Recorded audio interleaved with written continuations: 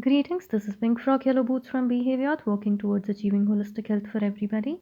Moving ahead in our series of self care, where we are focusing on resting, the next area that needs to be considered is the sensory part of our being. There are five broad categories of sensory input. They are touch, what we come in contact with physically, taste, smell, vision, sound that we hear. And throughout the day, we have a lot of sensory input accumulated inside ourselves. And while a lot of it might be conscious, but majority of it is subconscious. And so the possibility of overload is far more than we can assume or notice. The way they impact every individual will be different based on what sensory data influences them the most. There can be one or two dominant sensory inputs that impact you the most, while it is possible that all five of them may impact you with great intensity. With all sort of information available in our surrounding, it becomes even more important to pay attention to the process that's not only conscious but also subconscious, because processing such large data may become very much of a task to process. It will not only be overwhelming but also draining and exhausting.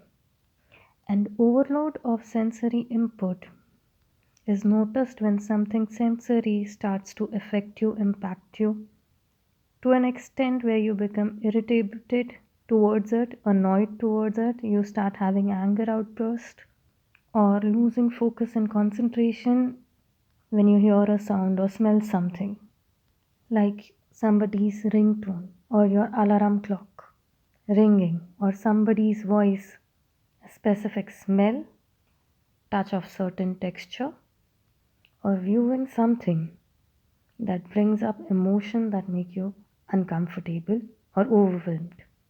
But regardless of the impact, it is important to desensitize yourself to sensory input from time to time, as well as replenish and relax your senses with input that's pleasing and calming.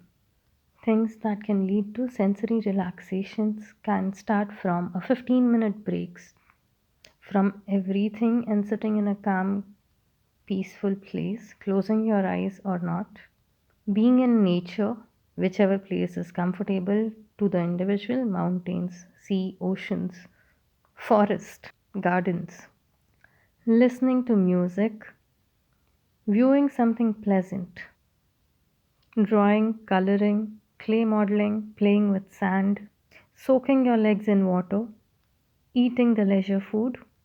That is something that brings contentment. It could be something as simple as rice and curd or whatever the individual's preference is.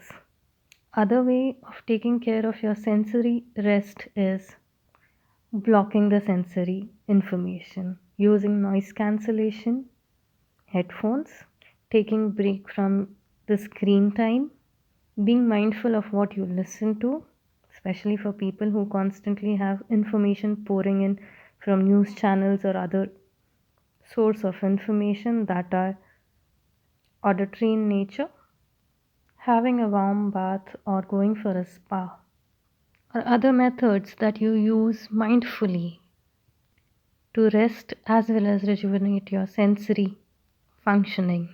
Everything that works for you is included.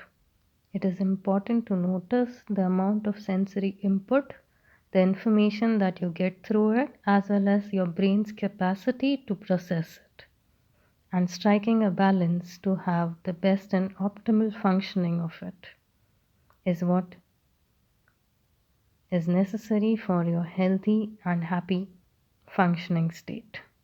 Your feedback and remarks are welcome, and you can also tell us what are the methods you use to take care of your sensory health. Have a great week ahead. Take care.